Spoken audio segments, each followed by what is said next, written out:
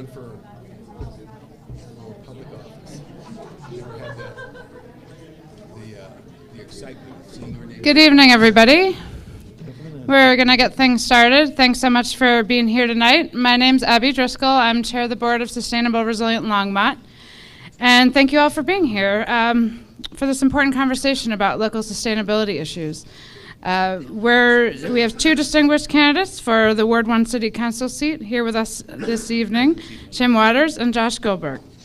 You're going to get to hear from them in just a minute. But before we get started, I want to recognize the members of the Planning Committee who put this event together. Karen Dyke, also the SRL Board Chair and Chair of our Renewable Energy Committee, and Kathleen Thermos, East County Campaigns Coordinator at EcoCycle.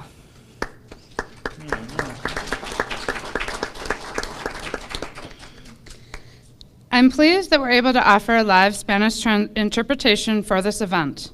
Thank you, Silvana Monroe, who recently joined our board, for your help planning this event and making this conversation accessible for all of those in our community. Thank you, Silvana.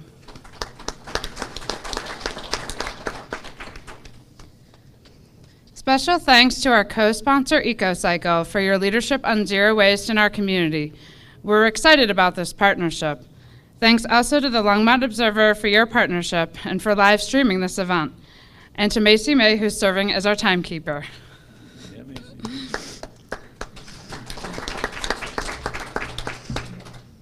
I also want to recognize the members of the SRL board here tonight. Could you stand if you're on the SRL board? Mike and most of them are standing anyway. Our organization is about building a more sustainable community. Heading into 2018, we have much to celebrate. Thanks to the hard work and perseverance of our grassroots group, the city has affirmed its commitment to a clean energy future. Thank you, Mayor Brian Bagley, for supporting our 100% renewable energy commitment, and to the City Council for adopting this goal. The mayor is here tonight, as well as I think I saw Marcia Martin on City Council, and any other council members. Thank you for being here.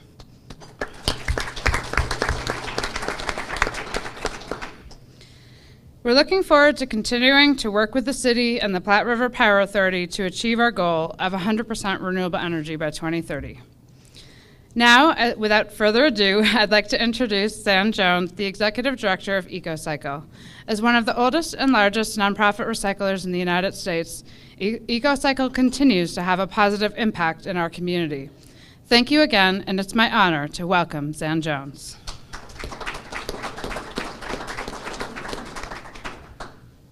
Well, thank you so much. It's a real pleasure to be here, and we couldn't be more thrilled to be co-hosting this with Sustainable Resilient Longmont.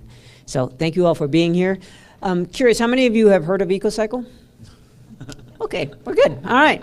So for the two of you that haven't, we're a 42-year-old community nonprofit, and we work to implement and promote zero waste, like recycling, composting, and other solutions to both address resource depletion and climate change, and also to get towards that equitable future where everybody is a part of the sustainability efforts that will sustain our communities and planets. And that is an important aspect of our work that I hope the candidates will speak to, is how do we make sure that everybody can participate in all income levels and walks of life. One last thing I'll just note is that we've had a long history here in the community, dating back to when we had school buses that used volunteers to pick up newspaper back in the days. Did anybody help do that? So, yep, there you go, one person has, and used to run the waste drop-off center here. And we currently run the Boulder County Recycling Center, which is where all your single stream goes to be sorted, and also teach in the St. Vrain School District and the Boulder Valley School District. So, so happy to be a part of your community in so many ways, and to be a part of building a more sustainable future. So with that, I want to thank you again for being here. Part of sustainability is participating in the democratic process. So it's important that you're here, and we want to thank both of our candidates for participating as well. So with that, let me introduce our moderator, Liz Lane. We are very pleased to have her. She's a real estate planning and elder attorney. Oh, I'm sorry. She's an estate planner and elder. Sorry. So if you're older and you want to plan your estate, yes. But even more importantly for our purposes tonight, she's a news producer and host at KGNU, which, yeah, let's hear it for KGNU. And she's been doing that since 1992. So she's a fount of wisdom and of promoting civil discourse. So thank you for being a part of this. Liz Lane.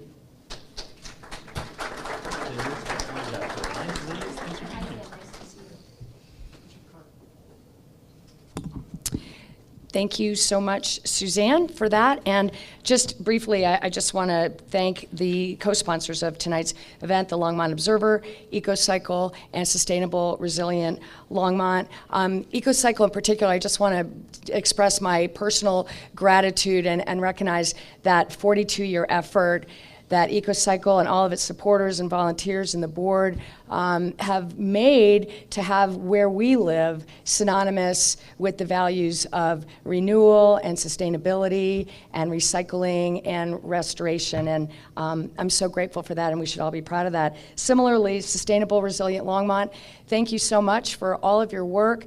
Karen Dyke, Abby Driscoll, the chair, and all of your folks for keeping these critical issues front and center in the political discourse in this community, keeping all of our attention focused on this. It's so important, especially in the times that we're living in now. So thank you very much for that. Front Range Community College, thank you so much for hosting us here tonight at your Longmont campus. It's really been fun to come here and see how busy and vibrant this place is here, and another wonderful asset that the Longmont community can be super proud of. So it's great to be here.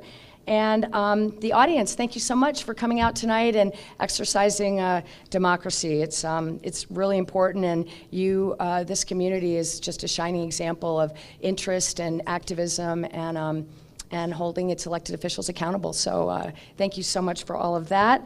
I have been with KGNU for 26 years, and KGNU is celebrating in 2018 40 years of community radio. The very first transmission occurred on May 22nd, 1978, and it's a very big year for KGNU. Super proud of that. We will be recording this and airing excerpts of this next week during the morning magazine, and continuing the lengthy and in-depth coverage that KGNU has been providing on these issues all the time. So look forward to that next week. And yeah, thank you. We're going to get going right now. So before I let the candidates spend a few minutes, and it will be 3 minutes, to introduce themselves, just a quick summary of the order of the evening. We do have a timekeeper, and thank you so much for doing that. There are 10 topics, 10 sustainability topics that we are going to cover with questions for each of the candidates tonight. They will each have 2 minutes to address the question. There'll be an opportunity for an optional 1-minute rebuttal and then a response. And that ought to bring us up to about 8 o'clock, at which time we hope to run through a couple of other areas, some transportation questions, and hopefully some questions from the audience. And the candidates will have a couple minutes at the end to give closing statements. So I forgot to bring a coin for a coin toss to decide who goes first. I don't know. Does someone have a coin? All right, Karen's got a coin. So maybe, and then whoever wins the toss can decide whether they would like to go first or last, and then the other one will go. Great. And I'm so delighted because at the last debate that I moderated, there were 10 candidates, and it was just a struggle to not have people answer the same question twice or fail to have somebody answer the question at all. So this is going to be awesome tonight. So okay, Josh, you want to call it? I don't know if that's unfair or not. Or I guess who's going to call it? Call it, Josh. Heads it is. All right, there we go. Sorry about that. Oh my God, I lost it. It's tails. Okay. Okay. So what would you like to do, Tim? I'll start. Okay. Just, how do we want to manage the mic? Is it sensitive enough that we Oh yeah. Not can? like We don't that. wanna touch it, that's for sure. It's good enough to sit right there. Can you guys hear Tim in the back? Test. No. Test. Test. Test. There. All right, we'll just move back and forth. All right. And let's keep our eye on the timekeeper too, so you'll know when to stop. And introductory statements. There you go. Thank you so much, Tim. Thank you, and thank you to SRL, to EcoCycle, to the Observer for sponsoring the event. This is the last of these, I think, that we're scheduled to do. And we were just talking about scheduling coffee on a regular basis so we can continue the exchanges after the campaign. So it's been fun, and I'm certain this evening will be a pleasure as well. I'm Tim Waters. I've lived in this community for 24 years. I am in this campaign for whatever it's worth, the only candidate who's been endorsed by the Sierra Club. Proud of that endorsement. More that you might want to know about me, you can find on my website for this campaign, timwatersforward1.com. There's a bio and position on issues, whatever you might want to know, and if you're interested and haven't seen it, you can learn probably what you want to know there. Here are the other things that you might want to know about me, in addition to reading my bio on a website. If elected to this position on the council, here's what you get. You're going to get somebody who will bring a fair amount of clarity on where I stand on issues. I've been, I think, clear from the beginning on the website. In my view, you deserve to know where I stand. I'm applying for a job with you. You deserve to stand on issues. I've tried to be clear on those issues. Not that I'm not willing to learn as we go along, because I've learned a ton through this campaign. Number two, you're going to get a fair amount of transparency. How I arrive at a conclusion, and maybe more importantly, how I would arrive at a decision, especially with other council members. Having been in governing roles and in executive roles for my entire professional life, it's always been important to me to have no black boxes in terms of how decisions are made, how you arrive at conclusions, and what the implications are. Thirdly, you're going to get a fair amount of accountability, because I've lived my professional life in a space where it's really important, required, in fact, essential, to be clear on where we want to go with a goal and a set of objectives, strategies for getting there, assessing how effectively we're executing strategies, evaluating progress, which means collecting data and looking at performance against performance targets, and then adjusting and getting smarter as we go along, kind of a virtuous, continuous improvement cycle. And in my view, that's something every organization can use more of, and I think that's something that the city and the council in particular could benefit from. And lastly, you're going to get a fair amount of leadership. I've been in leadership roles for my entire professional life, both in public and private sectors, and I look forward to bringing some of that leadership to the council.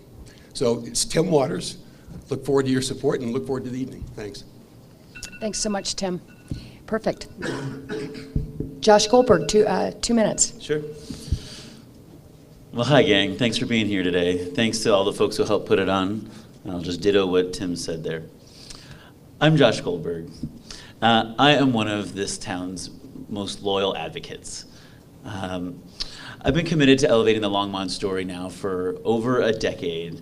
And most importantly, I am not a politician tied to a political party. I am pro-Longmont, and I see this town as a wealth of opportunities, not a list of problems. Now at home, I'm the father of twin girls that are 3 years old and married to a wife, Wendy, the love of my life, who's a veterinarian right here in town. Professionally, I've been working at Left Hand Brewing Company for over 10 years as the community organizer, putting on large-scale events, most of them at Roosevelt Park, that have done a really good job waving the flag proud that Longmont is a wonderful place to be and to live. And even more importantly, they've raised the better part of $1 million for nonprofits that you care about right here in town. Think of one that you care about right now.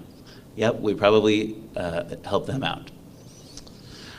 Beyond the events, I have about 10 years of experience in real-world, boots-on-the-ground governance here in Longmont, impacting this town that we all love. I've been on the Chamber of Commerce board for 5 years, the Public Policy Committee for 9 years, and was the chair of that a number of years ago.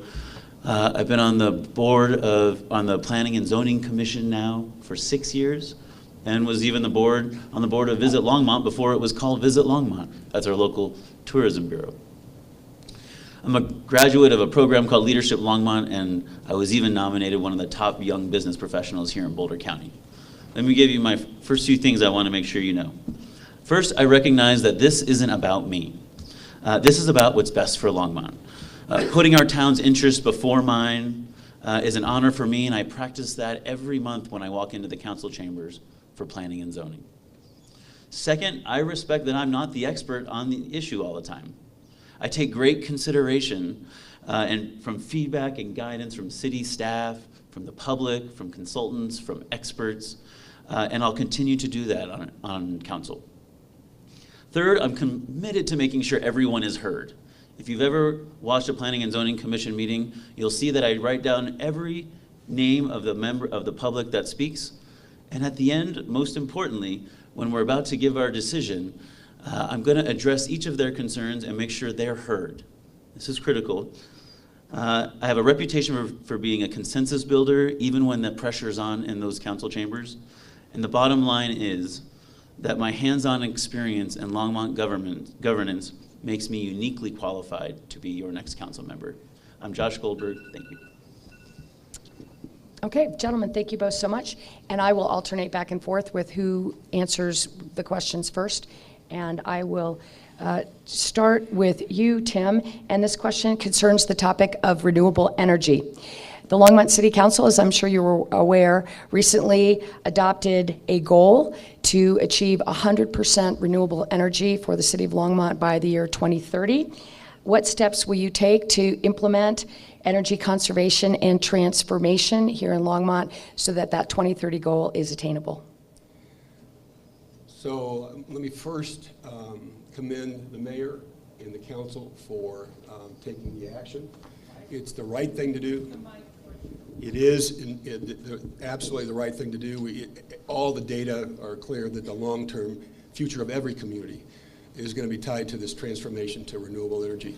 For whatever it's worth, when I was engaged professionally, I chaired the National Renewable Energy Laboratory Education and Public Outreach panel for half a dozen years or so. I was on it when it was created. I chaired it most of the years of its existence. So I've been in the middle of educating, of outreach and educating the world about the trajectory and the importance of renewable energy for decades. So in my view, the important first step to set the goal of 100% renewable by 2030.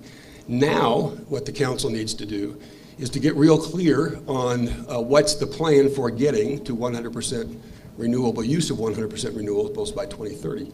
So I'll be looking, whether I'm on the council or not, I'll be looking for what that plan looks like in terms of objectives over maybe a 2-year cycle from now until 2030. Knowing what the baseline performance is now, what's it going to take on a 2-year cycle or on an annual cycle to get to 2030. There's going to be data that's critical, and then measuring progress and then making adjustments as we go along. The city itself is going to have to set the example. And then along with that, there's going to be a collection of opportunities, I think, in the development community and in just the residential community to begin to follow that lead and for all of us to make those adaptations as we go along. Thank you. And Josh, do you want to answer the question? Sure. Do you want to repeat it? Yeah. Yeah, as it relates to the renewable energy, excuse me, I too would like to applaud Marcia Martin and Joan Peck and our current council for moving us forward towards that goal of 100% renewable energy. And I too will continue to do whatever I can to help keep that ball rolling. In fact, I was on the phone today with Mayor Brian Bagley and said, Brian, I'm going to hold your feet to the fire here. We need to make sure we get there, and thank you for taking a step in that direction. I think we have a lot to learn as it relates to renewable energy moving down the line. We have a couple factors that have to help us get to a 100% renewable energy. We're going to continue to watch the price of solar and wind drop.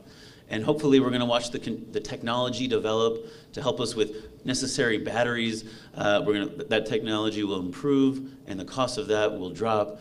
And I think it'll take partnerships and working with Platte River Power Authority. They're working in our favor. They're taking big steps with their recent 150 kilowatt hour purchase that'll get us to 48% before you know it. And we're going to just continue having Platte River work on our behalf, hold our mayor accountable, and take these steps cautiously, and not cautiously, but intentionally as we move forward to the future. Would you like to rebut Mr. Goldberg's comments? No, Okay. that was brilliant. Good answer. Good, we're done. Josh, any follow-up there? Okay. Josh, any follow-up back No that way? Okay. I'm just wondering the specific steps. I mean, I get that you guys are behind the plan and that, looking ahead and that goal is out there 2030. But I mean, I think the question asks for some specific steps that you would take to get that going. Sure, yeah. So I mentioned earlier, setting goals and strategies. Among the strategies would be working hand in glove with the Power Authority. We know that we're going to see additional production of renewable energy. Storage is going to come along. Whether or not there's incentives for developers and for homeowners, I suspect there might be as part of that strategy to accelerate the early adoption at the residential level. I think there ought to be incentives in terms of green development for developers, whether it's new construction or remodeled construction. And then paying real close, working closely with the authority itself to know what we can do as a city to accelerate the adaptation. Great, thank you so much, Tim. Anything further on that, Josh? No, not really. Thank you. One of my strengths is that I recognize that I'm not the expert on all issues, but what I do have are relationships that help me get to the best answers. And so I don't know what the next step would be, but I sure look forward to working with the right players. And a couple of those players are in the room right now, and I think those steps will reveal themselves. Okay, very good, thanks. So moving on to the second topic, which is social equity. And this is one of the pillars of sustainability, which is a socially equitable society that has a premise of inclusivity. And Suzanne mentioned this early on. What steps would you take to ensure that all citizens of Longmont, all backgrounds, income levels, have the opportunity to participate in decision-making around these sustainable issues, as well as opportunities to enjoy some of the fruits of the efforts to make Longmont an enduringly beautiful and sustainable city? So let's start with Josh first on that. Thank you. Yeah, this is a big, this is an opportunity for us to really elevate this town. Right now, about 30% of our population is Latino. And we see less than 2% of that representation on our volunteer boards and commissions by the Latino community. And we see 0% on our school board. And so there's a big opportunity here to engage and work with our cultural brokers to better engage with and better include our diverse community in these discussions. As it relates to just equity, really the foundation has to be everyone has to feel safe and secure and have the opportunity to thrive in our town. So to that end, I believe that I am a proponent of DACA, and so we need to make sure our residents here feel safe. Folks are concerned with being sent back home. I also, to a home that never was theirs. I believe that another step towards that would be making sure we are behaving like a sanctuary city, so that we are not cooperating with ICE as far as turning people in or detaining folks longer than we should. So once we set the condition that this is a safe, inclusive place to live, then engage and start hearing from our minority community, hearing their voices on boards and commissions, on school boards and what have you, then we can start working and hearing from them directly on how we can better serve and bring them to the table as it relates to renewable energies and moving forward. Thanks, Josh. Tim Waters. It would seem to be that initially there's a lot of listening, and I know there's a lot of listening going on now. But listening to leaders across the community to identify what both the challenges are and what the opportunities are from their perspectives. Specifically, to increase their voice, to increase the influence they would have at a policy level and an operational level in the city and in other opportunities in the city. Some of this, I think, starts with how we think about development. If we're serious about sustainable development, then the whole concept, which is in the center of the sustainability plan, of the triple bottom line, with social equity being one of those three legs of sustainability, we have to move from talking about it to actually bringing the evaluation scales to life that are in that plan. So whether it's new development, whether it's program development or physical development, we can actually evaluate what kind of progress we're making with 1/3 of that triple bottom line being social equity. All right, that's a great concept. We have to make it more actionable or operational in the life of the city. I think affordable housing, which is tied to that, is part of the social equity agenda as well. And we all know what a challenge that is. My guess we'll get questions tonight on affordable housing, and we'll go into it more deeply. But if our young families and our diverse families cannot afford to buy homes and raise their families in Longmont, the future of the city is not very bright. A vibrant city is going to find ways to support, as a matter of just common cause, the common good, that we can support young families in ways that I don't think we are right now, to live and raise their families and contribute to the economy for decades in this community. I'm out of time. Okay, thanks. And Josh, do you want to rebut or respond to that? Sure. Yeah, I just think to continue the discussion, there's a couple more issues we want to be aware of. First of all, everyone in our community deserves to have a good enough paying job that allows them to get home and be in time for dinner or put the kids to bed. And so working on finding those jobs, working on job training, working with the Latino Task Force, working with the Latino Chamber of Commerce to help better enable and empower our Latino community to earn those good jobs and so that they can be an equal member of the community.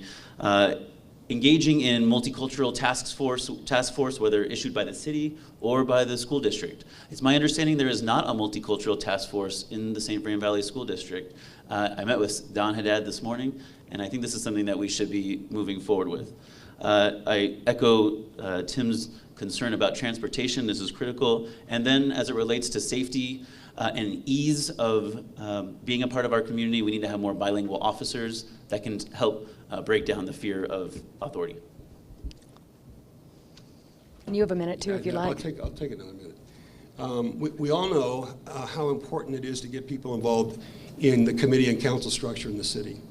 And I know that the city council itself is constrained to some degree by who applies, but that doesn't mean we shouldn't be doing outreach with employers, with members of the chamber, with employers in the community, with the school district, with the county, to encourage their employees to pay attention to what those opportunities are, and then encouraging an increasingly diverse, age-wise, ethnically, and racially, individuals who would be willing to step forward and be encouraged to do so, to participate in the committee and council structure. I think the city ought to set the example for what a living wage means in this community, and unless the city of Longmont is willing to set the mark, it's hard to expect others to follow that lead, but I think the city ought to be a leader in what it means to employ people on their payroll with a living wage. Okay, thanks so much. Moving on to the just marginal, minor topic of water and water conservation. I don't have to even preface water as a subject of great concern and certainly topical right now. But what of all the, given the expansion of Longmont, the growth of the city, people coming here, how would you best, or what conservation means or methods do you think would most effectively balance the needs of a growing community with concerns about conservation and future access to water? And I think that we're starting with Tim. To begin with, I think the city has to set the example for what it means to conserve, specifically with xeriscaping, in particular with landscape. So any new city-owned property, the landscaping ought to be xeriscape. We ought to be retrofitting, unless it's I guess a ball field, but to the degree that we can, city-owned property, so it models what it means to conserve water. Going forward, I know there are, and I'm not a hydrologist, I'm not a water engineer, but as I've sat in and listened to some of the presentations from staff about more efficient use of gray water for when it comes time to watering, and taking some of the pressure off of what we need to do in terms of water treatment. And then outreach efforts and potentially incentives for new residences and existing residents to convert from green lawns to xeriscape. Okay. Josh. Thank you. I'd like to start just by first applauding the residents, the voters, for approving the adoption or the Windy Gap, collecting Windy Gap up to 10,000 acre feet. And I think the City Council made a good decision going with 8,000 acre feet. And this will help us secure water for the future. I understand that will have an impact on rates for folks. And if there's good sound evidence in the future to lower from 8,000 down to 6,000 acre feet, then we could have that discussion. But I haven't seen that yet, so again, I just want to applaud City Council. In regards to that, the best thing we can do that ties to conserving water is make sure that we're holding on to our water. So we should not be selling our water to oil and gas, and anything that we can do to codify our ordinance and confirm that the opportunity to sell to oil and gas is off the table, then I'll be supportive of that. And then the follow-through would be seeing change throughout our city government and residences conserving water. Grew up in San Diego, and in San Diego we had water days and non-water days. These are all things that we could discuss in the future, and I would look forward to having those discussions. Thanks, Josh. Tim, any follow-up? Yeah, I will.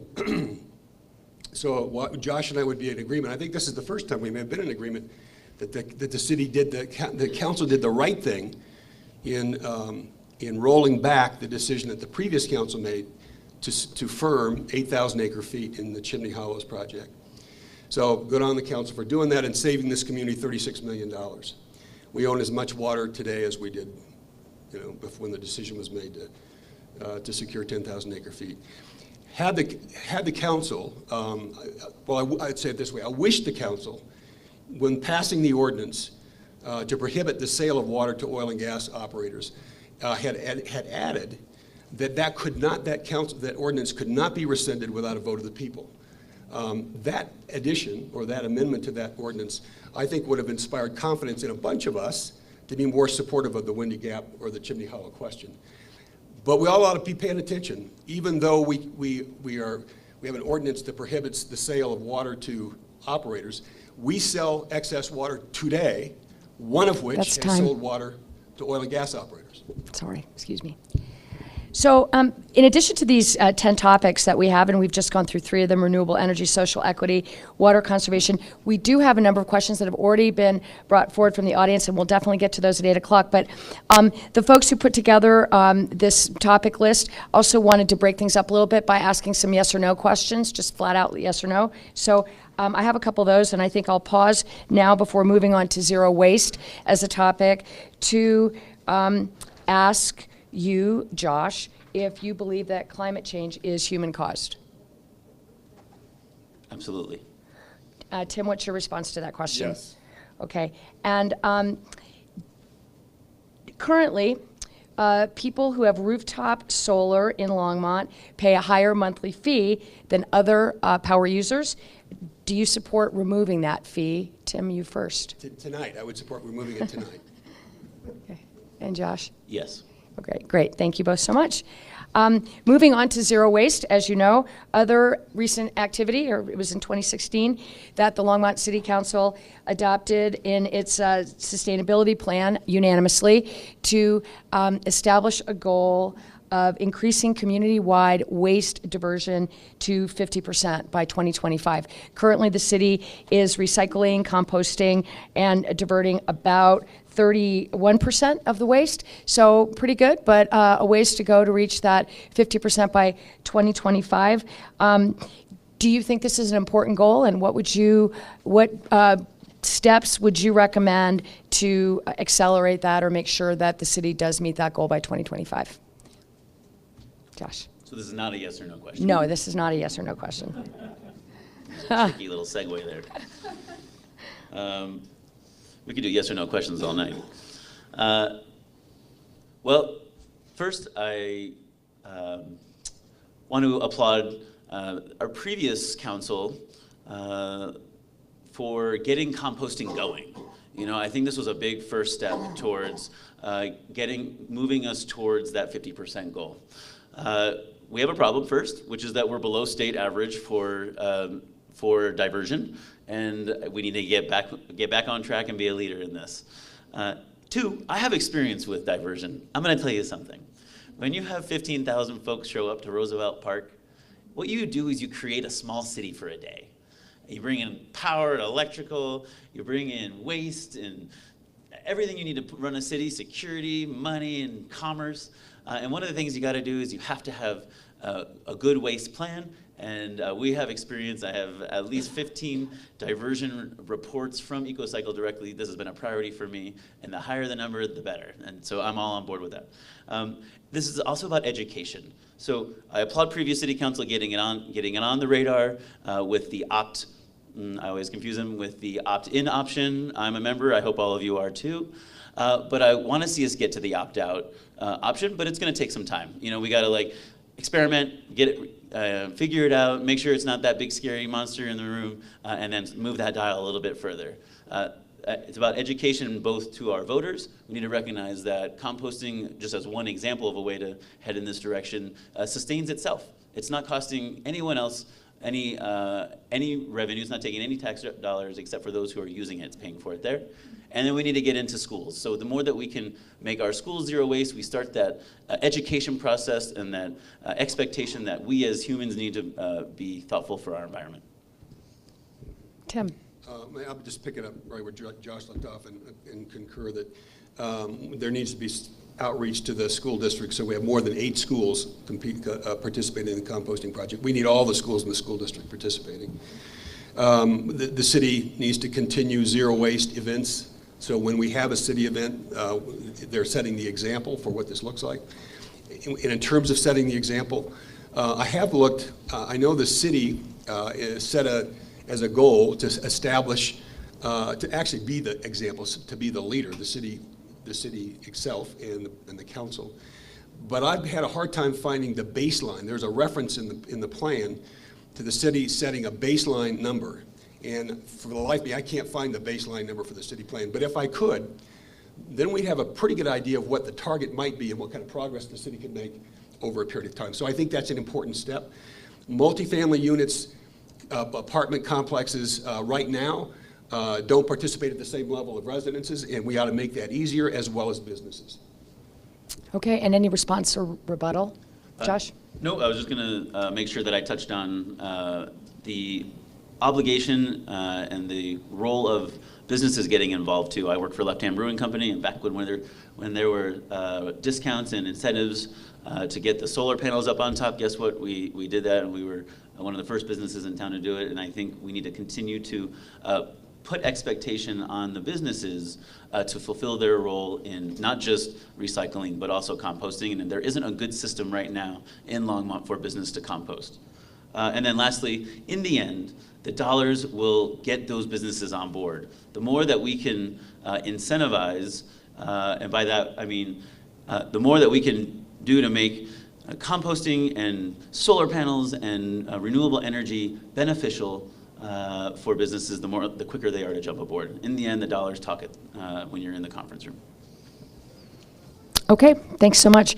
Before we actually go into the topic of fracking and the question, the lengthier response that we're looking for on the topic of fracking, we do have a yes or no around fracking, so I think this is a good time to ask it.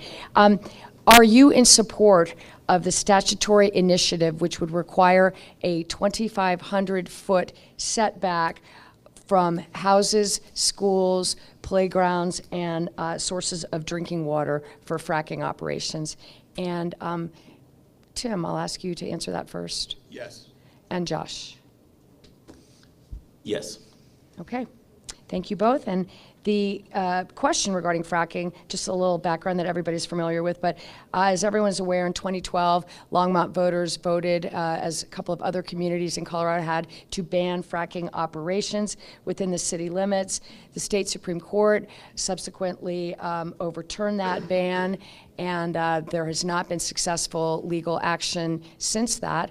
And as a result, there are many permits that are being applied for, and activity, fracking activity proposed for as far north as Quail Road on the southern end of the city, and of course, the concerns about drilling at Union Reservoir. So the question is if you are elected to the city council, what role will you advocate for Longmont in this area of fracking, as well as regulation of flow lines and pipelines? So, Tim, I think actually this is you first. I want to commend the council to begin with for having shown up at the state capitol last week to support the Matt Jones bill to vest authority or to grant authority to local jurisdictions to control what happens within city boundaries. So that needs to continue, and I would look forward to the opportunity to work with council to advocate on behalf of that kind of legislation. Beyond that, I would, with the council, be asking staff to bring options for consideration by the council for ordinances that would create new regulations for new regulations of gathering and flow lines. We know we have those issues right now in this community. I know that Mike Foote, our representative, has been in the process of building some momentum for local jurisdictions for cities, for city councils with their communities, to screw up the courage to create the regulations, to create fee structures for operators, whether it's a carbon fee or a pollution fee or a noise fee. You can label it whatever the fee might be, but to create a fee that is significant enough that it's going to cause operators to think twice before speculating in anything that's close to a border. And if there is horizontal drilling that we can't control from outside the city limits, that at least the city residents would benefit if the minerals from under that city limit is going to be extracted. But first and foremost would be to get way more aggressive with regulation of flow lines, specifically with what it's going to cost somebody if they want to drill, as well as inspections and those kinds of things if they're going to drill underneath our city limits. Thank you, Tim. Josh Goldberg. Let me start by saying that I voted for the ban, and I'm proud of it, and I hope all of you did too. There's no room for oil and gas in our town, and I'll do everything I can to keep it as far away and outside of our town as possible. I am a big believer of bringing the players to the table. In fact, I was just so inspired this morning by when I read the paper and I read that council said, let's meet with the developers to talk about inclusionary zoning and how best to address our affordable gap. And by not bringing the biggest players to the table, you're missing out on an opportunity to have a robust discussion. And I think the players that made that happen in the room are here today, and I just want to say thank you to council. And I would do that with our oil and gas industry. We need to stop. We should not be making decisions without sitting down with them and having a discussion, laying out our expectations and doing what we can to have them see it our way, and then work with them to find commonality and a way for folks to get what they need, but not to have oil and gas and drilling in our town. And I'll stand by that till the end. There's a couple initiatives happening. Next, I'll stand by our state legislators. Matt Jones, I would have been down there waving my fist too. We need to recognize that right now the power is this is a state level issue, and we need to put pressure on Jonathan Singer, on Matt Jones, and do everything we can to enable them to be more successful to change, to address this problem on the state level. I think I'll leave it at that. Thank you. And Tim, do you want to say anything further? So I just have a brief follow-up on that. We did talk about renewable energy and the city's goal to have 100% renewable by 2030. What role or impact, if any, relationship do you see between accomplishing that goal and addressing fracking? Yeah. So given the city's goal to have 100% renewable by 2030, do you see that accomplishing that goal as influencing or contributing to the solution of the fracking problem? And if you do, can you discuss that? Yeah, Josh, you go first. Yeah, thanks. Thank you, Tim. I think I'll address this by recognizing that we, as a society, are reliant upon natural gas, and we need the behavior needs to change from right in here. I'm the proud new owner of a brand new hybrid that I purchased today from Stapp Toyota. But it can't just be hybrids that you pull into your garage. We need to become less dependent on oil and gas as people, and that will help make pulling the Band-Aid off and heading towards renewable energy easier. And we need to work on education so that working to make our city more renewable energy friendly, whilst weeding out oil and gas in our lives a greater reality. Yeah, it seems to me that to the degree that the city can set the example for making this conversion, and that it's more affordable and healthier to make the conversion to renewable energy is a place to start. It's going to, we hear the mantra all the time that those people who are just interested in renewable energy, they don't understand that you can't live without gas, and you can't live without oil. And I've had some of that feedback, like he must walk to work if he's opposed to fracking. I have had some of that on my website, the feedback. But I do think we have to systematically help to educate the community about the economics of this, that in the long run it's way less expensive to make this conversion. It's way healthier to make this conversion, and we have to make it way easier to make this conversion with a kind of infrastructure in this city that allows people who want to drive not just hybrids, but electric vehicles, make it easier and more affordable for them to charge their vehicles and to get around the city. Okay, thank you both. Moving on to the topic of land use. The Longmont zoning ordinance has a category for designated agricultural land, and Envision Longmont discusses the need and importance of preserving Longmont farmland in Longmont as traditional use of land here for many, many generations going back. Yet zoned farmland does not show up on the Envision Longmont land use map, and there does not seem to be yet a current plan to preserve farmland as stated. If you're elected to city council, what will you do to preserve farmland in Longmont, and why? And I believe it's Josh's turn to start. Thank you. Thank you. I've been serving on Planning and Zoning Commission now for 6 years, and this has brought a wonderful wealth of experience for me.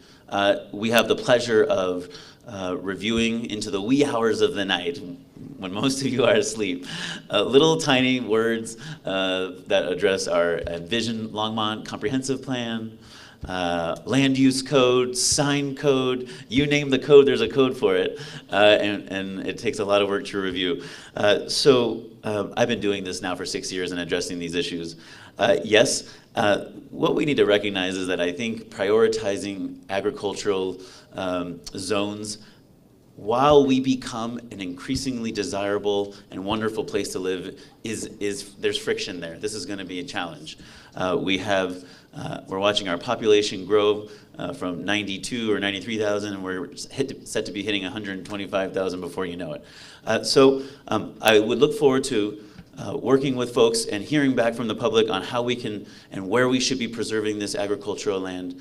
But it's not easy. It's not the solution for preserving agricultural land will not come up in this room. It will take experts, it will take city staff, it'll take consultants, and it will take strategy for helping us see where Longmont will be 10 or 20 years down the road, and where we should be preserving agricultural space versus where we should be growing mixed use opportunities in higher density locations. The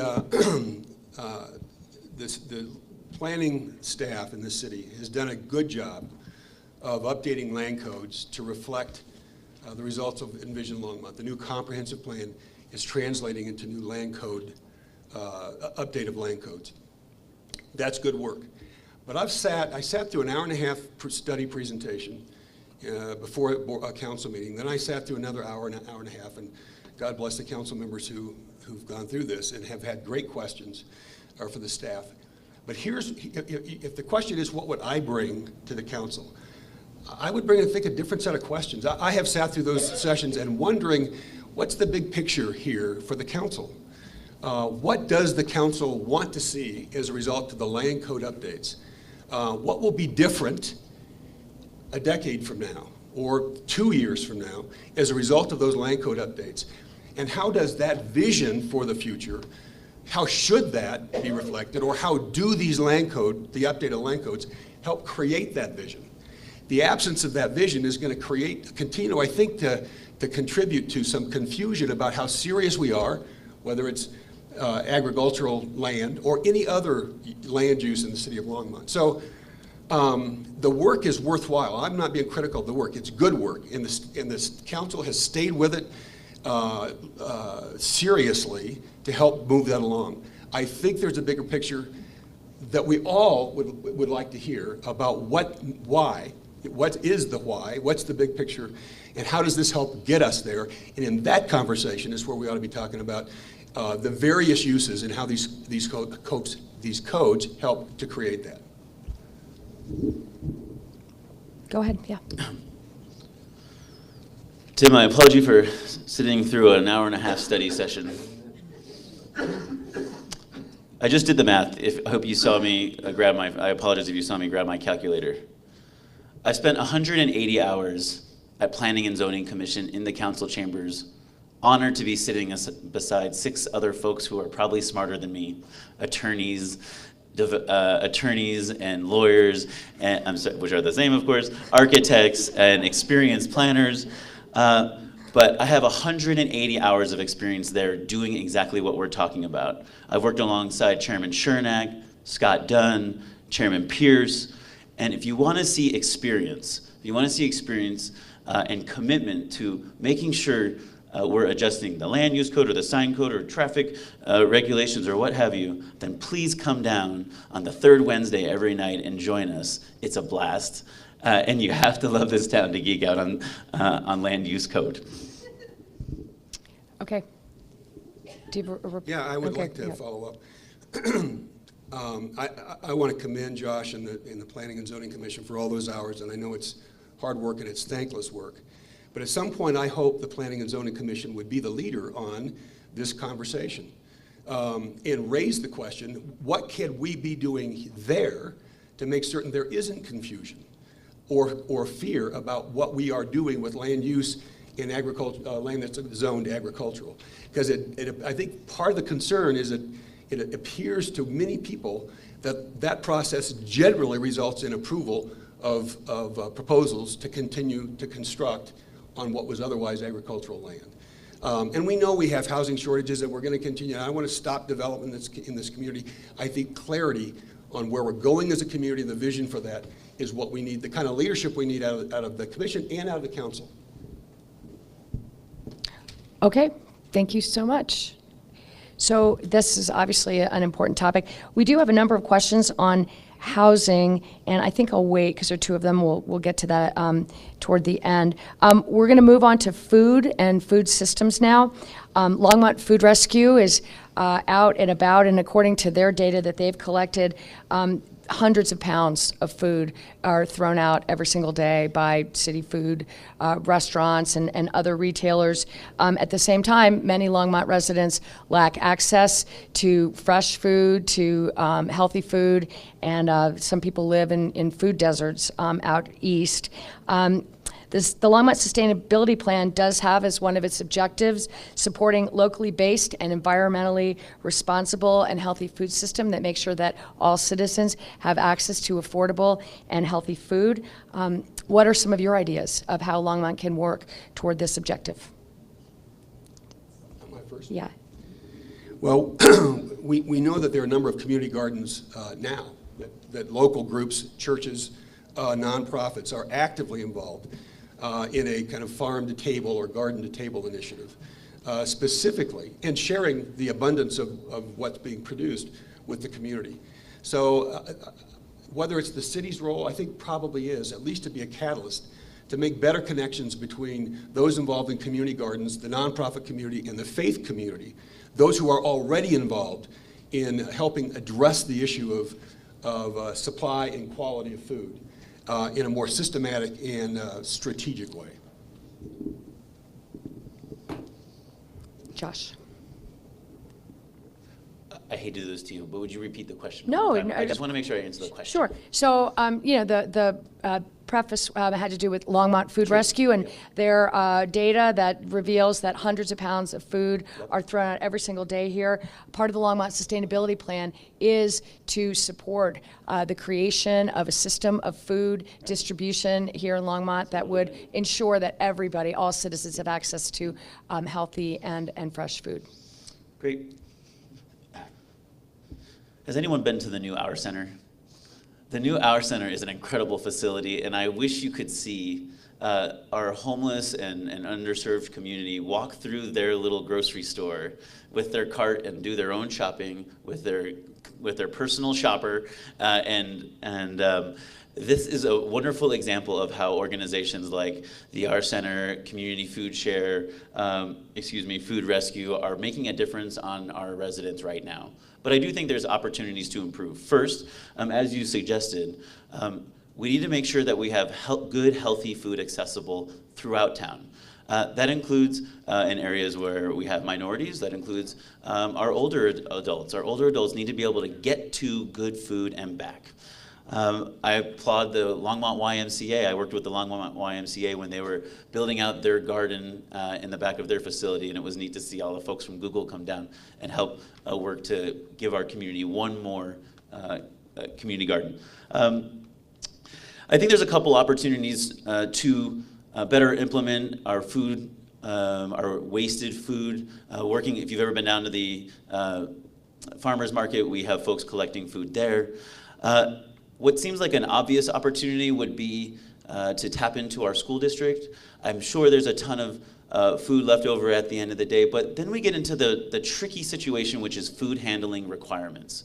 You know, I see a lunch lady in the audience right now, and she'll tell you how much food they have at the end of the day. If there was a way we could respect food handling safety, we'd have a ton of food. And so finding opportunities to distribute food healthfully, safely, and to get it in the hands of those folks who are having trouble getting to it, I'd be in support of. Anything further on that? Okay. Following the 2013 flood, as everybody is aware, the many residents were displaced, and the river itself and all the damage that was caused has posed quite a challenge still to residents of Longmont. But there are a lot of decisions ahead of how and whether to develop the St. Vrain corridor, how to best do that. If you are elected to council, what would your position be on developing along the St. Vrain River? And Josh, that's for you first. Excuse me. No joke. Rebuilding the St. Vrain blueprint is by far our biggest project. As far as expenses and undertaking, it's 4 years in the making, and it impacts our town from east to west. I am a pro-environmental guy who loves to do whatever we can to protect animals and habitats from light and sound impacts. But my time on planning and zoning and just being a resident in this town and watching our town grow, I also have a little bit of a pragmatism here, which is I respect that on occasion, opportunities for development along these river corridors could be a neat opportunity for our town. As far as cultural gathering places, bike paths, walking centers. If you've seen the latest St. Vrain blueprint, it's so exciting what's happening on the north side of the river behind Harvest Junction with the nature hikes and those sort of opportunities. And I want to continue doing whatever I can to help nurture the city to continue building those out. I was asked one time at a forum if I would be willing to sign a strictly no variance along the corridor agreement, and I don't think that's good, smart governance. I think when we're talking about this resource along our city, that runs through our city, we need to be careful making any broad statements that say, we'll never build, we'll never build. I think we need to, as is always the case, carefully review projects before us, not close the discussion before we can even begin, and be protective of habitats, turn to our environmentalists for guidance, but be nimble enough when the right opportunity comes to bring a new resource to our town.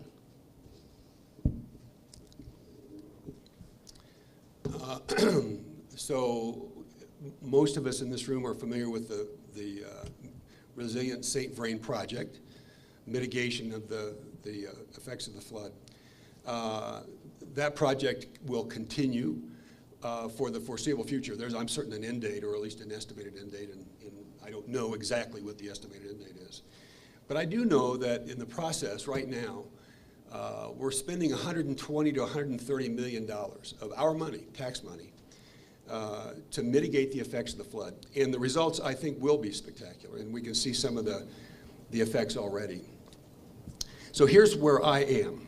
We have the Resilient St. Vrain Plan, and we also have the blueprint.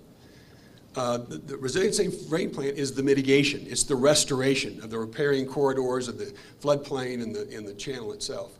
The blueprint is to guide development. So here's my position. We shouldn't do anything with the blueprint, start making decisions about development until we're finished with the Resilient St. Vrain Plan. We want to restore the river, and with the 150-foot setback, which is part of that, whoops, and then finish the blueprint to guide development. And in that process, I don't think I've ever heard anybody say that you wouldn't have anything inside the 150-foot setback, because there are already businesses inside the 150-foot setback that aren't going to go away. My position is that the only group, at the end of the day, if there's going to be a variance to the 150-foot setback, the only group that should be authorized to grant that variance is the city council. It should not be planning and zoning. It shouldn't be any other council. It should be the group that meets under the scrutiny of the public every Tuesday night and is held accountable by the community to decide if there's going to be a variance. They're the ones who are going to make it. Josh, do you have a response to that? Just a short one. Okay. The role of city council is not to micromanage. And I think we need to be cautious when voters speak and council heads a different direction. When advisory boards make a recommendation and council goes a different direction. And so I'm not so quick to say that this decision should be made by city council. I think we need to respect that we have commissions from golf advisory boards to airport advisory boards. I know there's some folks here in this room that I think that our liaison to the airport advisory board is here. We have so many advisory boards, and these are folks who are committed to deal with these projects in and out, and I do think that P&Z might be a good place to make a recommendation on that build out. And then, of course, it's a recommendation to council, and council will have the final word. This is kind of the hierarchy of our government. Do you want to Yeah, respond? I would. So recommendations are just those, and if these are recommendations to council, that's where the decision ought to be made. But protecting a $130 million investment, and our interest, we will have enhanced the value of the private property along the river in ways that no one else could have done except through the commitment of our tax dollars. Protecting the public investment is not micromanaging. That's the job of the elected officials. Okay, thanks so much. The next topic is smart growth, and several hundred acres of Longmont and adjacent land are already in the application permit for annexation, or have already been approved for annexation and development. Most of these apparently are single-use residential projects. Meanwhile, there's congestion on the roads and just a lot of overgrowth and all of the attendant impact that expansion has on communities. How can Longmont adopt a more sustainable approach to development that will include mixed-use, walkable, and bikeable communities to mitigate the impact of people? And I think, Tim, are you first on this one? Yes, I think good. I am. Thank you. Well, the work of Planning and Zoning Commission. That's where those the proposals are coming. And again, I applaud the work that goes on there. As I've gone through and read minutes from Planning and Zoning Commission meetings, it seems to me that there are times when questions would be asked, like when a engineering or a traffic engineer includes the result of his or her study in a proposal, that the planning and zoning, and there's a comment that there are going to be traffic congestion issues as a result of this project, and the project gets approved, or at least recommended, well, it's approved at that point by planning and zoning, without anybody asking questions about how long it's going to take, what it's going to cost, who's going to pay for it, and what's going to be the solution. Those are the kind of questions we need planning and zoning to be asking at that time. So everybody who's going to be affected by this knows what the timeline is. It seems also to me that planning and zoning, there was a time when planning and zoning expected more from developers to take care of the infrastructure, not totally on their dime, but to make that investment up front, knowing that there will be accumulation of funds and there'll be reimbursements.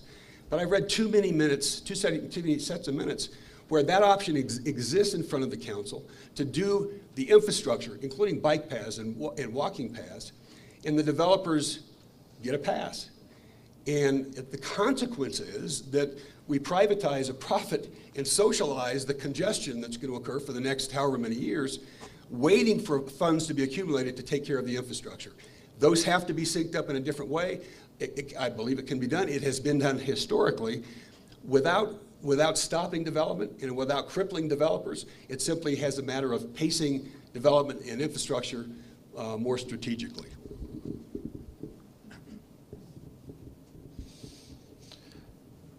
I love talking about planning and zoning. It's been one of the honors of my life to be a part of it, and I can't wait to serve you furthermore on City Council. There's clearly a problem, and I think the problem lies with Jane Madrid. Jane Madrid is the gal who takes the notes at planning and zoning, because there is definitely a problem here. I've heard this both from a former city manager and now from someone who's running for city council, that we're not interrogating and questioning our traffic studies and our traffic engineer, Tyler Stamey. Man, Tyler and I have spent many of uncomfortable minutes going back and forth about why everyone in the audience is upset with him and why he thinks his traffic study is right when everyone else thinks he's wrong. The reality is, when it comes to traffic studies, which no one likes, is that we have to adhere by these nationally governed traffic studies, and they have algorithms that tell us how many cars and vehicles come in and out of a property. And in the end, when a property is impacting your neighborhood, it's never quite as many trips, it's never quite as high of a number as you want it to be when you're fearful of it hitting your backyard. I think, just to respect the question, I do think that we can be doing lots of things. I think we should be prioritizing a dynamic, mixed-use opportunities along our transportation corridor, that's Main Street and our major arterials. It doesn't make sense to put affordable housing way out where you'd have to drive into the grocery store, to downtown, to retail, or what have you. So one more thing we do on planning and zoning is we review the multimodal transportation plan. And that's under review right now. And this is where we focus on connecting the dots so that we can get older folks, young folks, rich folks, and poor folks to be able to get connected in and around our town. Sometime, the final piece I'll say is, if you need to know an actual statistic, I know the guys to get a hold of to give you the information. Go ahead, you have a minute. Yeah, just maybe as a follow-on, I've gone back and looked for the last time a development project was halted because of a traffic study. And I'm still looking for one example for the last time a development project was halted because of a traffic study. So I have asked the question of our planning department whether or not it would make sense, rather than developers to hire the traffic study, for the city to charge the developer, it's cost the developer the same amount of money, and have the city engage the traffic engineer to do the traffic study, on the off chance that maybe, if the city's paying the bill, you get a different kind of a recommendation. You probably wouldn't get different data, but you might get a different recommendation. Now, I was asked, why Why would I care about that? Or why would the city want to do that? Because the developer takes the responsibility for that now. And my response was, you would do that for the taxpayer. You would do that for me. You would do that for anybody whose life is going to be affected by this. That might be a different effect if the city did the hiring. Go ahead, you have a minute, yep.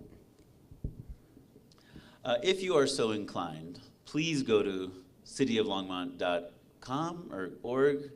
Does anyone know the actual address? Maybe the mayor should. Check out our website, find the P&Z meeting minutes, and check it out, and then we can put this to rest.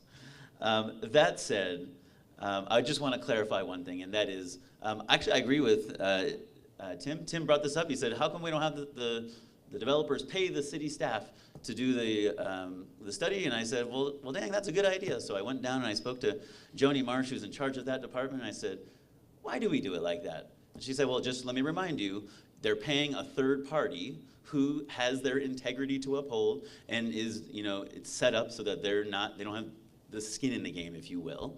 But I said, could we switch this where you have your traffic study company and the developers pay you for that? And she said, sure, let's talk about that. So I'm on board with that idea. Okay. So a relevant follow-up question here from the audience, and it was very thoughtfully written out, so I'm going to read the whole thing. Landowners, developers, and home builders seeking annexation are constantly coming to Longmont because they gain great value from the city's excellent water and sewer infrastructure, electrical system, and transportation system. Why should the community not expect these business people to give back to the community by providing affordable housing? So Josh is going to start that one. They should.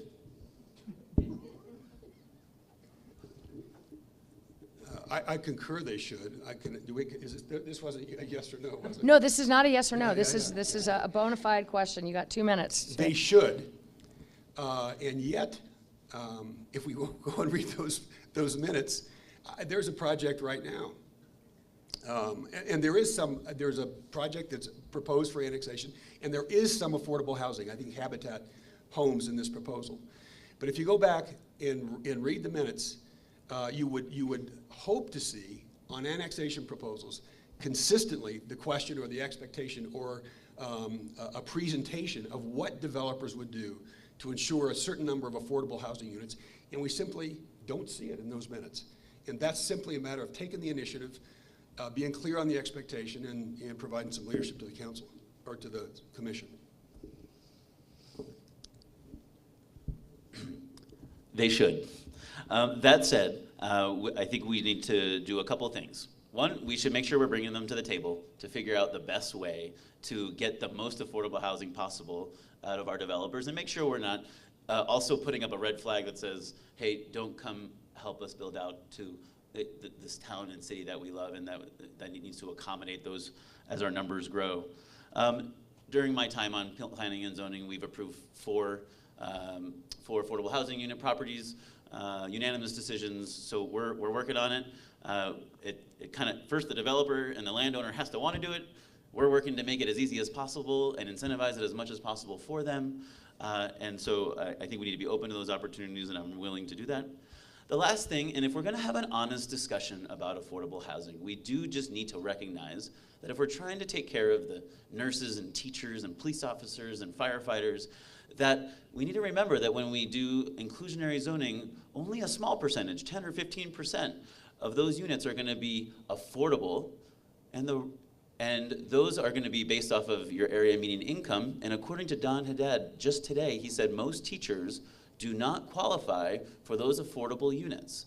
Now, what is the impact of making those 10 or 15% of those units more affordable? The other 85 to 90% of those units are more expensive. Well, guess where our teachers and our police officers and our firefighters are? They're that folks. Those are the folks that are trying to get into the housing income. They have, maybe there's a second income in their household, so they don't qualify for the deed restricted units, but now the other units are more expensive and perhaps even unattainable Maybe you have a daughter or a grandchild who's trying to get in the housing market, and recognize, it doesn't mean it's a game stopper, but recognize the rest of those units will become more expensive. And we need to make sure we're comfortable with that. There's a follow-up question that we got via our Facebook stream from a citizen watching on Facebook. And the question is do either of the candidates support using recycled products for low income and affordable housing? Materials, I guess, is what they're talking about. So it's, maybe yes or no, and maybe a little more if you want to ask that, if you want to answer that, if you've even heard of that as an idea. What do you think of that idea? Tim? Well, I would think, the first question I would have is about health and safety and making certain that whatever's constructed meets expectations. But if it's an option to use recyclable materials, reduce cost, and provide a quality environment, then I would say yes. And to the person who submitted the question, neat. What a neat idea. I haven't had that come up before. I think to Tim's point, it just can't be second-rate materials. We have to make sure that those who are most vulnerable in our community, that we're not putting them further at risk. And so that includes the type of materials we're using to build affordable housing. That includes the type of paint we're putting on the walls. And that also includes where we put them.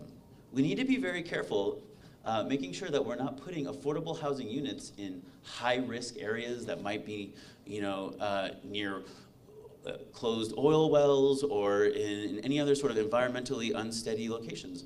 So I'm down for being as creative as we can to make affordable housing units better and to better utilize recyclable materials. It just has to be safe, it has to be smart, it can't be second-rate. There you go. Okay, thanks. So I have another yes or no question to make sure that we ask you all of them as we're sort of getting close to the top of the hour here. Have either of you accepted campaign contributions, or will you in the future, from oil and gas companies or their affiliates? Josh? Sure. Yes. I have accepted, and I'm okay with that. I need to, what is best for our town, as your pro-Longmont guy, is that I get on board. Now, I have sat on planning and zoning in a position where we're approving or denying projects, and along the way, you develop relationships, whether at P&Z, whether at Chamber of Commerce meetings, whether at after hours, whether from our charitable events. I've worked with Habitat for Humanity developers helping build a home, the house that beer built, actually. But yes, I have accepted contributions from developers.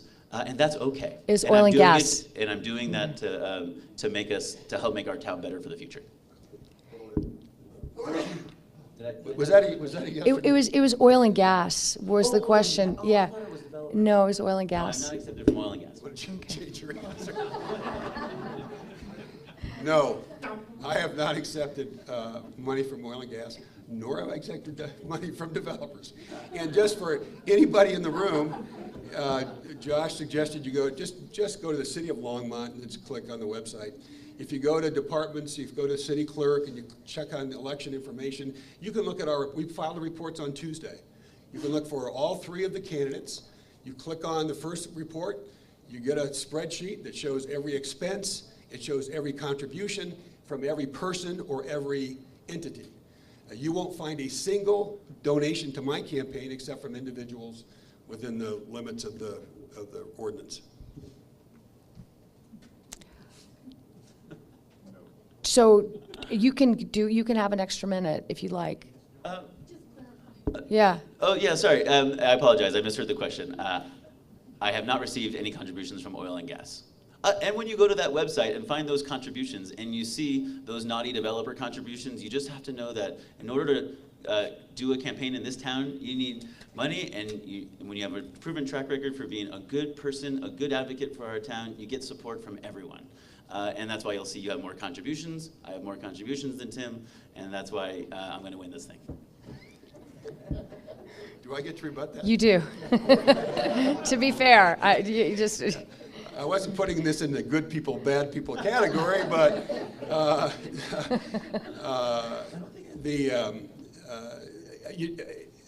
just here, do this, do the math. Add up all the donations from donors other than individuals, and you'll see more than 30% of one candidate in this race being supported by developers, and 0% of donors by me or supporting me. So you decide, and you can make your own judgments from there. Okay. So the last topic we have before we go to sort of two other topics, one is the sustainability plan and the other is fast tracks, and then we have a couple more audience questions, is bees and pollinators, bees. And it's not a yes or no question whether you're for or against bees, but it's more. Yeah, did you take any money from any bee packs, right? But two of the things that people are really concerned about when they're talking about pollinators has to do with habitat loss and pesticide overuse.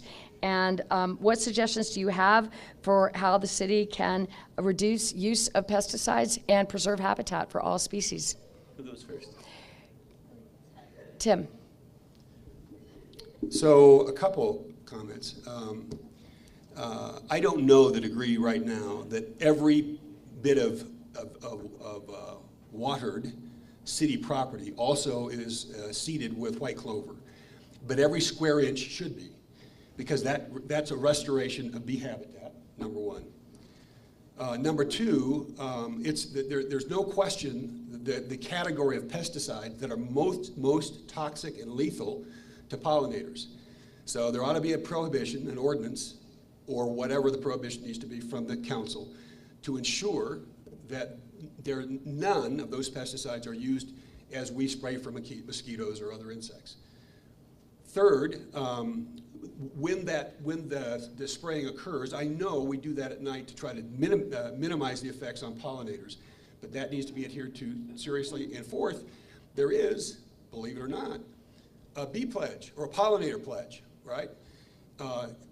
Jurisdictions, school districts, cities, agencies around the world are committing to protect the habitat of pollinator populations, and they start by taking the pollinator pledge, which ought to be the first step that our council takes.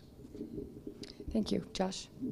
Yeah, I want to applaud city. The city staff has been working with the Pollinator Action Network, and I'm supportive of everything that David Bell has been doing, and I think we should vow to be a pollinator-safe city. And so I'm on board with that. And I think actually, Tim, the city already has that ordinance in place. They're called the neonics. There's a multi-syllabic word that I don't know how to spell, but it's shortened to neonics. The neonics pesticides are not being used in town, and so I applaud the city staff in helping us get there. I think the next thing, Tim mentioned a bunch of good ideas, but we need to also recognize that weeds aren't bad, especially if they're managed and cared for. So I think we need to be less concerned about making sure we're preventing all weeds. We just need to make sure that they're groomed, and the city has taken efforts to loosen up any compliance or issues relating to weeds growing out of hand. They just have to be managed, and I think this is a step towards making sure we're not impacting our pollinators. Anything further, Tim? Okay. All right, well, we're just a couple minutes shy of 8 o'clock and moving along on schedule here. I do want to ask you about the Longmont Sustainability Plan. Just a reminder, this is a city plan that was adopted in 2016, the Sustainability Plan. The three pillars of that plan are environmental protection, responsible economic growth, and social equity. Please discuss how you would support a strong implementation of the Longmont Sustainability Plan, and what would a sustainable Longmont look like to you? What is that vision? So now we moved on to 3-minute just answers, right? No rebuttal? Correct. Thank you for the reminder of that. Thanks. These last two questions. Thank you. And Josh is first, correct? Yeah. You're great. Thank you so much. Okay, I think I heard three things in there: environmental protection, economic growth, Responsible economic growth and social equity. Mm-hmm. I think we've touched on a lot of these issues today. you know, as it relates to environmental protection, we've talked about the build out of the river corridor, and I'm in favor of doing everything we can to protect that river corridor, nurture and support the habitats that are there, decrease water, sound and light impact on those habitats, but also, and I know it might not be that popular, be nimble for unique opportunities for unique opportunities down the line that might involve infringing upon that riparian setback. Why? Because that gets to our second one that's so important, which is responsible economic development. So what we have here are things that sometimes seem to be going against each other. Environmental protection, social equity, and economic growth. These, like, almost, if you looked at them one at a time, you'd say maybe they're not compatible, but they are. So making sure that we're doing what we can to have the flag raised, that Longmont is open for business. This is, we cannot undervalue the role of jobs in our town. We need to have good jobs, interesting jobs, dynamic jobs. We need to be drawing in good businesses, good corporations with high-paying jobs, and the city needs to continue to do what they can to work with those businesses as they come in, supporting the Longmont Economic Development Partners, working with the Chamber of Commerce to help get as good return from these businesses as possible. Just look at Smucker's as an example. 300 or 400 jobs, all of them averaging, with the city requiring them to hit $49,000 in average salaries. This is good economic development, and we need to have these good discussions. And I would look forward to that. And be supportive of that, and my time on Chamber of Commerce supports that. And then social equity, we've talked about making sure we're doing anything we can to bring in and nurture and grow the role and the involvement of all of our communities, not just the folks look around you, not just us folks in the room, but everyone. Doing our best to better engage and support those organizations that are working with our Latino communities, better engage them in the school district, better engage them on those commissions, and continue to allow more access to all of the parts of our town that makes it great to everyone and to folks of all income and colors.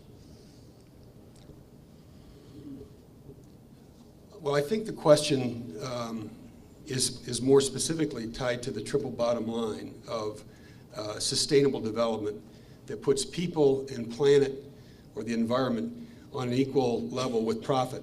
So if I were to pick out those, the components, if you dissect the social equity component or the people component, there are specific criteria that are at least at this moment laid into part of an assessment tool, or what could be assessment tool, for scoring new proposal developments based on the effects on people. And when the effects are not what you would prefer to see, there are offsets to mitigate those effects. I mean, the communities that are serious about sustainable development have developed scoring systems that do just that. New proposal development comes along. The first step the developer is going to take is subject their proposal to a scoring system that focuses or addresses the three bottom lines. That all the components of social equity are going to be addressed with offsets if there's a negative. Same thing with the environment, with offsets if there's a negative, and metrics to score. If the developer doesn't do well, that doesn't work either. It has to be profitable for the developer, but not at the expense of the environment or of the population. So there are good examples in the country or in the Northern Hemisphere of communities that have developed sophisticated metrics for scoring proposals that at the end of the day results in proposal development projects where the citizenry is better off, not infuriatingly congested, better off as a result, better infrastructure, better access, where the planet is better off, where the environment benefits from development, and where the developers are profitable, right? They do well. In fact, they do well enough that the scoring system allows the decision-making process to accelerate decisions about development. At the core, that's what sustainable development is about.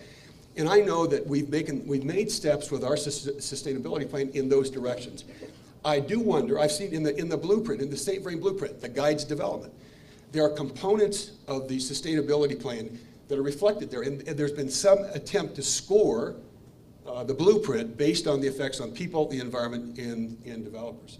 I've looked for, I've asked about the metrics for this, where they came from, how reliable they are, where they've been used, and I have yet to get answers on those. That's not to suggest they're not there. I just haven't, probably caught up with the right person.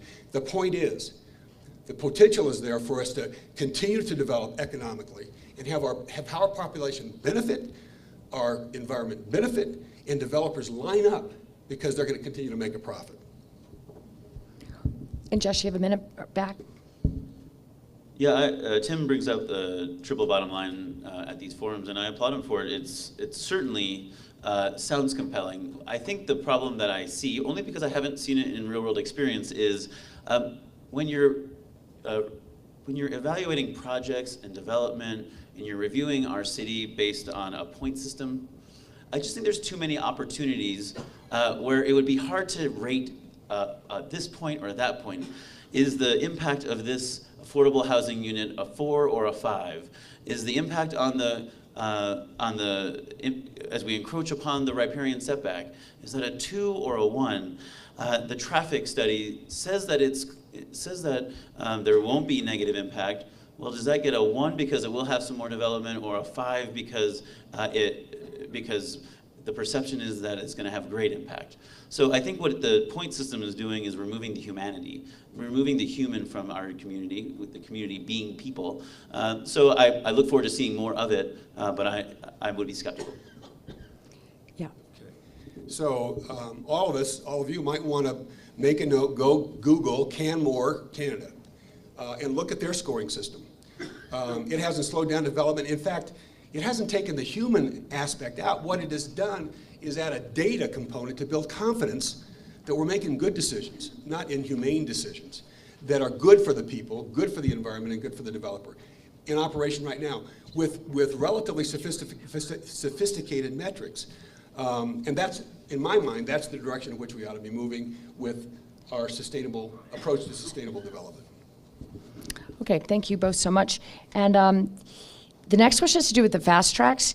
And in 2004, as you know, voters approved an additional 0.4% sales tax to add to the 0.6% sales tax, and that was to fund the fast tracks, which was to go from Denver to Boulder and end up here in Longmont. That plan is not going forward right now. It costs and expense and uncertainty about construction, et cetera. So the question is do you believe that Longmont should still fight for the promised fast tracks rail? If not, do you have alternative suggestions? Or what other things do you think Longmont should fight for to aid in its current transportation challenges and well plan for the future?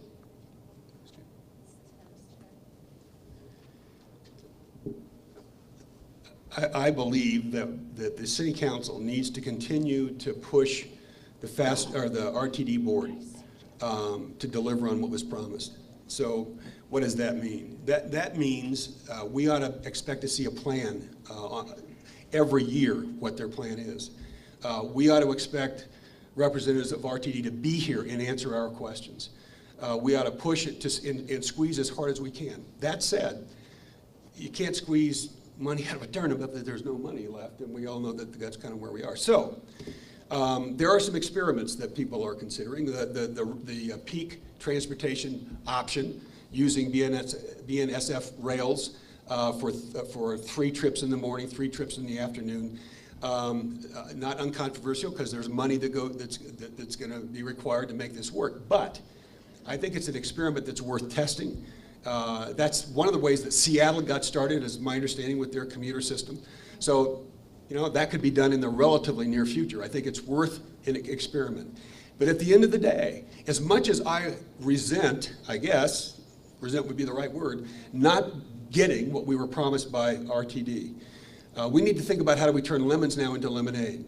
Because at the end of the day, by the time Fast Tracks is going to get to Longmont, commuter rail may not be the solution. It's hard to imagine right now what some of the options might be, and I can attribute to an expert in this room, because I'm not smart enough to have any idea what monorail costs, but I'm told that it's cheaper, more efficient, with way fewer right-of-way issues. It might be a way better option than what commuter rail might have been. Here's the point. We need to be working with RTD. They need to be listening to us, and we need to be envisioning what's the next generation of mass or more mass transit, I guess, for the lack of a better, for mass transit. I don't know that the commuter rail was ever going to be quite as much mass transit as we wanted, but for more efficient transportation from Longmont, both up and down the Front Range. I think we have a chance to seize an opportunity and get ready for what's coming later. I wouldn't pull out. We've got $50 million invested in this. We ought to stay the course. We ought to expect more, and we ought to be planning for what's coming next, and expect that we're going to get something that's bigger and better than what we might have gotten had we had delivered what Fast Tracks promised in 2004. Josh? Thank you. Yeah, let me start by, I'd like to applaud one of our council members, Councilmember Peck, for her unrelenting commitment towards bringing Fast Tracks to our town. There's probably not a bigger advocate for helping us get what we want and bringing Fast Tracks to town than Commissioner Peck. Councilmember Peck, I apologize. Yeah, Fast Tracks stinks. And we didn't get what we signed up for, and it's gonna be hard to get what we signed up for. And it's not gonna happen when most of us would benefit from it the most. So I feel you, and I'll work on accountability with Fast Tracks. There's only so many options available to us, but I'm gonna stick with it and hold their feet to the fire until my last day in office. Yes, there's some kind of second-rate options that have been proposed that we could get sooner. These peak travel rates, 3 in the morning, 3 at night, maybe as soon as the mid-2020s. Mind you, I think it was supposed to be completed, what, in 2016? 2014? Yeah, so they're a little behind schedule, and I'll do whatever I can to support that, to help us get there. Yes, peak travel is an option. It's not what we paid for. It's not what we signed up for, and I'll fight for what we signed up for. Bus rapid transit is another option, but it's not as easy as it's set out to be, and it's not what we signed up for. Getting effective transportation on bus is not what the voters paid for starting in 2004. And I would work with Eugene May and Dan Kramer at the City Attorney's Office to explore any opportunities for getting out of that contract. I know that other folks in this room have spent time working on that, but we've got a ton of money into it. We owe it to our voters and our residents to get what we paid for. And even though the options are closing in on us, we just need to keep milking as much out of that cow as we can, even if it's as simple as continuing to get our free bus transportation within our town. You know, we have folks that are using the bus right now for free. I would look to encourage to get every little drop we can until we get what we pay for. Do you have a follow-up to that, Tim? Okay. So here's another question from the audience. That does it for the questions, the various topics that Sustainable, Resilient Longmont, and EcoCycle put together for you all to address. So thank you so much for your great job doing that. And this is a last audience question, which is, what is your stance on prairie dog relocation? Josh? Oh, is it my turn?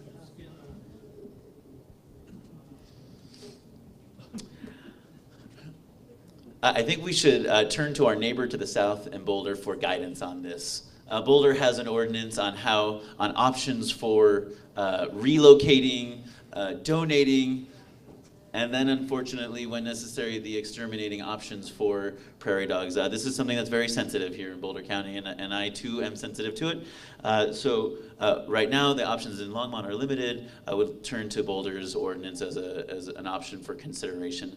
In the end, though, when making a decision on how we should move forward with prairie dogs, just as I said earlier, I would need to sit down with experts, with I don't even know who's the expert in prairie dogs, but I would find them, and they exist, and I would look for guidance from those who've been before me and those who are doing it right, and that might be in Boulder, and that's where I would go. I am somewhat aware of a plan that may, I don't know the degree to which it is a reflection of the Boulder ordinance, but for the humane relocation of prairie dogs. And to the degree that I understand the plan, I am totally supportive of the plan.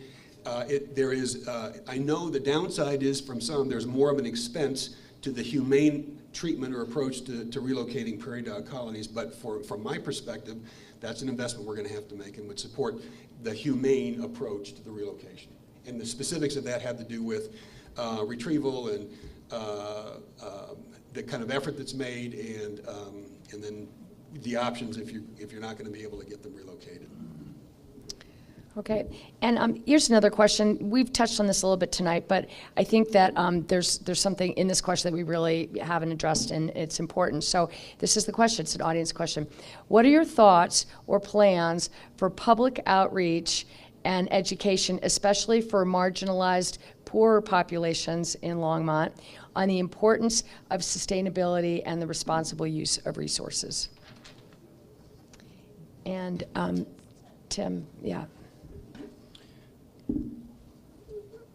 Well, I've spent a good part of my life, half my professional life, in the public sector, and the other half in the private sector, but doing education and public outreach work.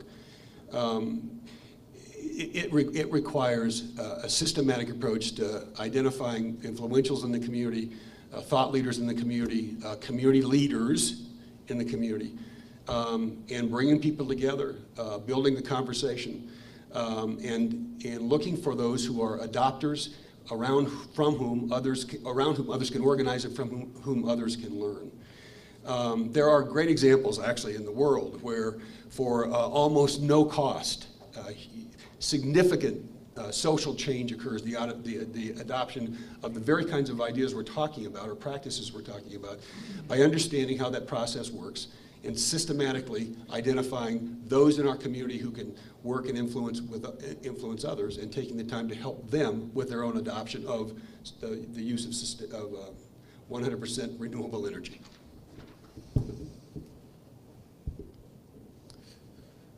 You know, I think this transcends renewable energy. I think this is about engaging our minority population as a whole. And the strategy needs to start with turning to those who are trusted and building relationships with those cultural brokers. Marta Moreno, Jose Bateta, Louis Lopez, Donna Lovato from the Our Center. These, from El Comité, we need to turn to the trusted voices in our town, the trusted representatives of our town, to spread the word. And so bringing them to the table, and then we just can't have the four that I listed. We have to work on building relationships and expanding our relationships within the Latino community and other minorities. We need to make sure all of our materials and education is in Spanish. And did you know that every Sunday morning our chief butler walks the streets of our neighborhoods and meets and breaks down barriers between our underserved community and those at most risk and our authorities. And I wonder if I couldn't just get him to write down a phone number or an email contact with every hand he shakes, so that we could start building our list of cultural brokers, building our list of folks who have been on the other side of the wall, and that can help spread the messaging that we're trying to work with. There's an opportunity here where trusted members of our community are engaging with trusted members of all of our communities, and we need to grow that. This will begin with our cultural brokers, those who are trusted, and then we will be able to spread the good word throughout. Okay, thanks so much. Well, we are at the end of our debate, and we're going to, each of you candidates, thank you so much again for your thoughtful responses to this wide array of questions, and thanks to the members of the audience for the really good questions that you put forward. Each of you will have, I believe, is it 3 minutes or 2 minute closing? 2 minute closing statement. Macy, I can't thank you enough. You have just been phenomenal. So thank you so much to our timekeeper, and of course to the sponsors of tonight's event, the Longmont Observer, Sustainable Resilient Longmont, and EcoCycle. So with that, we will begin with our closing statements of the candidates. Yes, the person that started will end. Yeah. Well, friends, thanks for sticking till the end. It has been such a journey to work to serve you more. The journey of running for office is just such an honor and such a privilege to be in situations like this, you know. And I wouldn't trade it for anything. And God forbid Tim wins this thing, I'm going to still hold my head proud and know that this town's going to be great. And I'll see you down the line. But I think I'm your guy right now. I know many folks here appreciate Tim's life experiences. Man, he's really smart, he's very wise, and he's made a big impact on the world. But I think I'm your guy. I have been committing for as long as I could, which is the last 11 years, I've been committing to elevate this town that we love so much. Not just in raising a ton of money for charity, but engaging our community folks to be a part of the Longmont story, and serving, boots on the ground, serving, not at the end when I'm ready to retire, but now when I'm still a young dad trying to get it all done and serve the business that I represent too. I'm proven and I'm passionate and I'm committed to helping continue along the story. I'll finish with I'm a decision maker when the time is right, but I'm comfortable and willing to turn to experts and consultants and staff, and I'm happy to seek the opinion of others before making a decision. I'm a consensus builder. I'll tell you what, if you've watched City Council for the last few weeks, you'll know what I know, which is that we need consensus on that council. And right now it's contentious and it's a little scary, and I want to make sure that we are going to have a robust, healthy Longmont, not just for us right here, but for my little girls, and then when my little girls have little girls, I want this town to be great, and it's going to take consensus and the ability to work together. And I think there's a gap for that on our town, on our council, and I'm fiercely loyal to Longmont. Thank you very much, Josh. Tim. Okay, well, I appreciate the recognition of life experiences. I've had a few. I've spent decades in the service of others. Josh is, as we've heard a couple times, has done a really great job of raising a lot of money for people who really deserve it, and I give him and Left Hand credit for that. I've spent my life not raising money, but changing lives.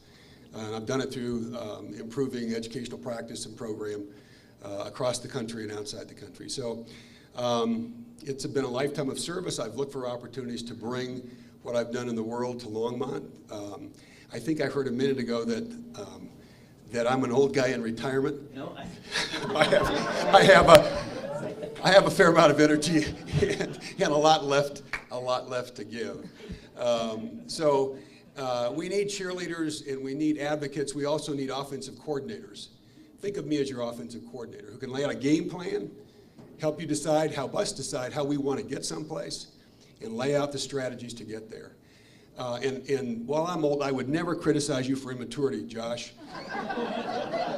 I do think some maturity and some sophistication and some experience with actually building bridges on governing bodies is going to matter in moving this council forward. And if that's what you want, if you want clarity, and you want transparency, and you want accountability, and you want leadership on this council, I'm your candidate. Thank you. Thank you all so much.